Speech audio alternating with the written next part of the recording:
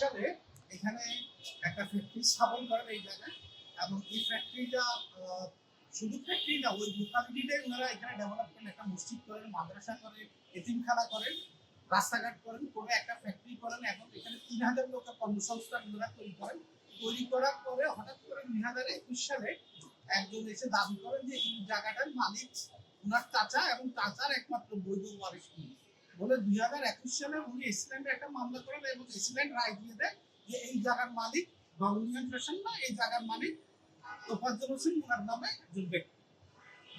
এই রায়ের পর থেকে এই যে আমার যে ফরেন ক্লায়েন্ট গভর্নমেন্ট ফ্যাশন ওনার প্রতি প্রচন্ড চাপ তৈরি হয়। ওনার বিভিন্ন জায়গা থেকে ওনার কাছে আসে, ব্যবহার করা হয়, ওনার থেকে টাকা চাওয়া হয়। তারপরে ওনারা আমাদের শরণাপন্ন হয়। আমরা এডিসি কোর্টে একটা আপিল করি, এবং সাথে সাথে আমরা একটা ক্রিমিনাল কেস দায়ের করি। সেই মামলায়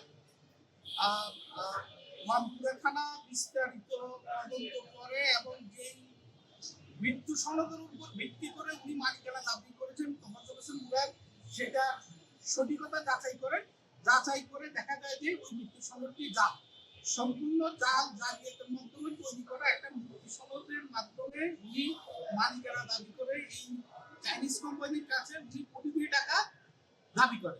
পুরো ফ্যাক্টটা মাননীয় এডিসি আদালতের সম্মুখে আনি। উনি এটা নিশ্চিত হন যে মৃত্যু সনদ মূলে এসিল্যান্ড থেকে রায় প্রদান করে হয়েছিল, সেই মৃত্যু সনদটি জাল, এবং সেই পরিপ্রেক্ষিতে এসিল্যান্ডের রায়টি উনি বাতিল করে দেন, এবং ডংনিয়মের মালিকানা প্রতিষ্ঠিত হয়।